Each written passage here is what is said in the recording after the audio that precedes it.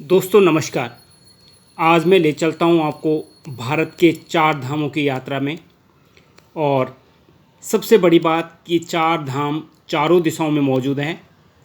उत्तर दिशा में बद्रीनाथ, दक्षिण में रामेश्वरम, पूर्व में पुरी और पश्चिम में द्वारिकापुरी।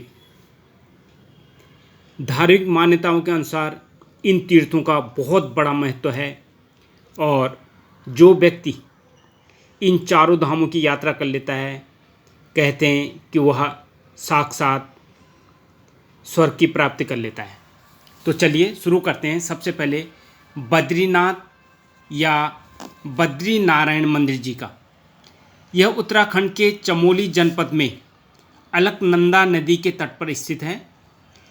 यह स्थान इस धर्म में वर्णित सर्वाधिक पवित्र स्थानों मतलब कि 4 धामों में सबसे प्राचीन मंदिर है। इसका निर्माण बताते हैं कि 7वीं और 9वीं सदी में होने के प्रमाण हैं। यह स्थान हिमालय पर्वतमाला के ऊंचे शिखरों के मध्य गढ़वाल क्षेत्र में समुद्र तल से लगभग 3100 मीटर की ऊंचाई पर स्थित है। यह मंदिर बर्फ़ की वजह से इस जगह पे बर्फ़ ज़्यादा पड़ती है, तो यह अप्रैल के अंत से लेकर के और नवंबर के शुरू तक ही खुला रहता है। यह मंदिर उत्तर भारत में स्थित है, लेकिन यहाँ के मुख्य पुजारी दक्षिण भारत के केरल राज्य के नंबूदरी संप्रदाय के ब्राह्मण होते हैं। बद्रीनाथ मंदिर में विष्णु के रूप में एक बद्री नारायण की पूजा होती है। उनकी 1 मीटर के लगभग शालिग्राम से निर्मित मूर्ति है, जिसके बारे में मान्यता है कि इसे आदि शंकराचार्य जी ने 8वीं शताब्दी में नारद कुंड से निकालकर स्थापित किया। वैसे पौराणिक लोककथाओं के अनुसार बद्रीनाथ तथा इसके आसपास का पूरा क्षेत्र किसी समय शिव भूमि के रूप में अवस्थित था। जब गंगा नदी धरती पर अवतरित हुई तो वह 12 धारों में बट गई। मान्यता अनुसार भगवान विष्णु जब अपने ध्यान योग हेतु उचित स्थान खोज रहे थे, तब उन्हें अलकनंदा के समीप यह स्थान बहुत भा गया। नीलकंठ पर्वत के समीप भगवान विष्णु ने बाल रूप में अवतार लिया और क्रंदन करने लगे, रोने लगे। उनका रुदन सुनकर माता पार्वती का हृदय द्रवित उठा। वे बालक के समीप उपस्थित होकर उन्हें मनाने लगे और बालक ने उनसे ध्यान योग करने हेतु वह स्थान मांग लिया। यही पवित्र स्थान वर्तमान में बद्री विशाल के नाम से सर्वविदित है। अब चलते हैं द्वारका जी। भारत के गुजरात राज्य के देवभूमि द्वारका जिले में स्थित एक प्राचीन नगर है। द्वारका गोमती नदी और अरब सागर के किनारे ओखा मंडल प्रायद्वीप के पश्चिमी तट पर बसा हुआ है। यह भी हिंदू के 4 धामों में से एक है और सप्तपुरी में से भी एक है। यह श्री कृष्ण के प्राचीन राज्य द्वारका का स्थल है और गुजरात की सर्वप्रथम राजधानी माना जाता है। यह 7 पुरियों में से एक पुरी है। जिले का नाम द्वारकापुरी रखा गया है, जिसकी रचना 2013 के आसपास की गई।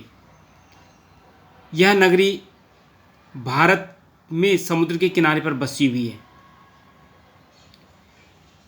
कृष्ण जी मथुरा में उत्पन्न हुए, पर राज उन्होंने द्वारिका में किया। यहीं बैठकर उन्होंने सारे देश की बागडोर अपने हाथों से संभाली, पांडवों को सहारा भी दिया, धर्म की जीत कराई और शिशुपाल और दुर्योधन जैसे अधर्मी राजाओं को मिटाया। द्वारका उस जमाने में राजधानी बन गई थी।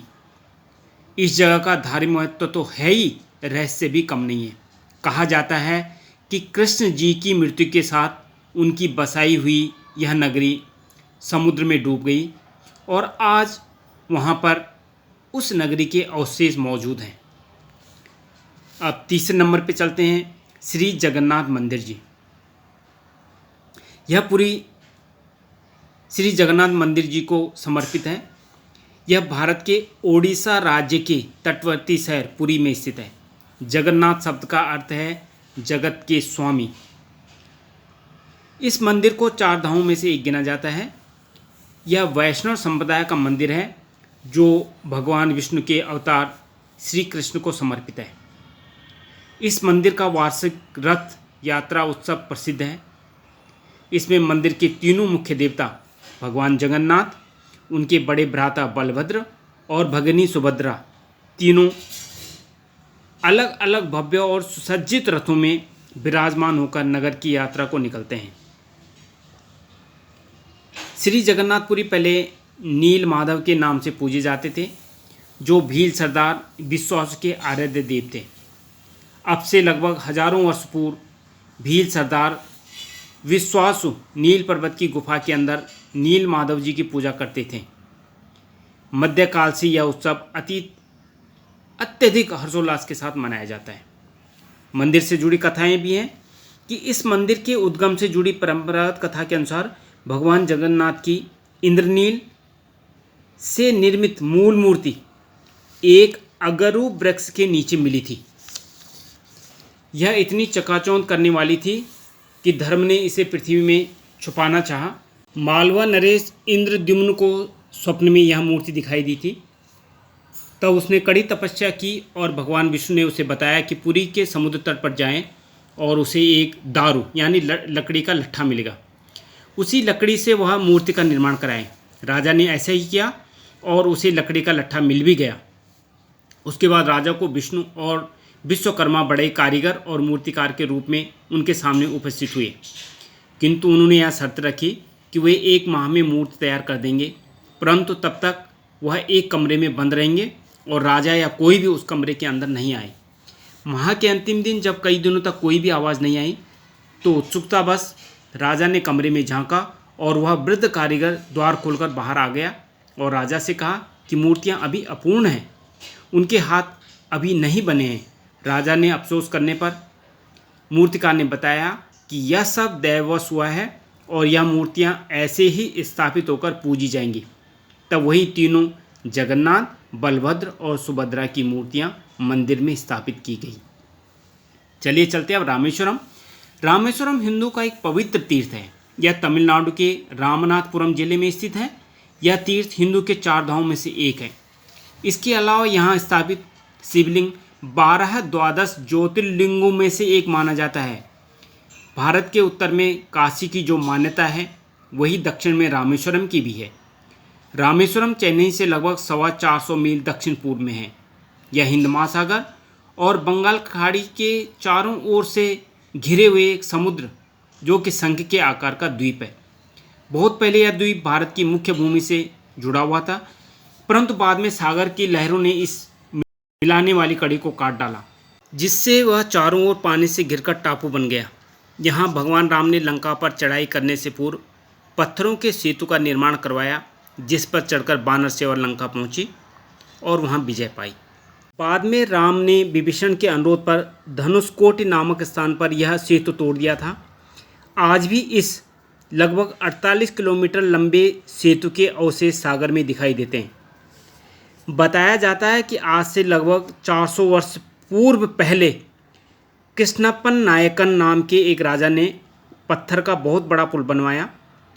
अंग्रेज़ों के आने के बाद उस पुल की जगह पर रेल का पुल बनाने का विचार हुआ। उस समय तक पुराना पत्थर का पुल लहरों की टक्कर से टूट गया था। जर्मन इंजीनियर की मदद से उस टूटे पुल का रेल का एक सुंदर पुल बनवाया गया। इस समय यही पुल रामेश्वरम को भारत से रेल सेवा द्वारा जोड़ता है। यह पुल पहले बीच में से जहाज़ों के निकलने के लिए खुला करता था। इस स्थान पर दक्षिण से उत्तर की ओर हिंद महासागर का पानी बहता दिखाई देते हैं। शांत बहाव को देखकर यात्रियों को ऐसा लगता है कि मानो यह किसी बड़ी नदी को पार कर रहे हों। रामेश्वरम के विख्यात मंदिर की स्थापना के बारे में रोचक कथाएं भी हैं। सीता जी को छुड़ाने के लिए राम ने लंका पर चढ़ाई की थी। इस युद्ध हेतु राम को वानर सेना सहित सागर पार करना था, जो अत्यधिक कठिन कार्य था। तब श्री राम ने युद्ध कार्य में सफलता और विजय के पश्चात कृतज्ञता हेतु उनके आराध्य भगवान शिव की आराधना के लिए समुद्र के किनारे की रेत से शिवलिंग का अपने हाथों से निर्माण किया। तभी भगवान शिव सव्यम ज्योति स्वरूप प्रकट हुए और उन्होंने इस लिंग को श्री रामेश्वरम की उपमा दी। इस युद्ध में रावण के साथ उनका पूरा राक्षस वंश समाप्त हो गया और अंततः सीता जी को मुक्त कराकर श्री राम वापस लौटे। रावण भी साधारण राक्षस नहीं था, वह महर्षि पुलस्त्य का वंशज और वेदों का ज्ञानी और शिव जी का बड़ा भक्त भी था। श्री राम को उसे मारने के बाद बड़ा दुख हुआ। ब्रह्म हत्या के पाप प्रायश्चित के लिए श्री राम ने विजय के पश्चात रामेश्वरम जाकर पूजन किया। शिवलिंग की स्थापना करने के पश्चात इस लिंग को काशी विश्वनाथ के समान मान्यता देने हेतु उन्होंने हनुमान जी को काशी से एक शिवलिंग लाने को कहा। हनुमान जी बड़े वेग से आकाश मार्ग से चल पड़े और शिवलिंग ले आए। यह देखकर राम जी बहुत प्रसन्न हुए और रामेश्वरम ज्योतिर्लिंग के साथ काशी के लिंग की भी स्थापना कर दी। छोटे आकार का यही शिवलिंग रामनाथ स्वामी जी भी कहलाता है। ये दोनों शिवलिंग इस तीर्थ के मुख्य मंदिर में आज भी पूजित हैं। यही मुख्य शिवलिंग ज्योतिर्लिंग है।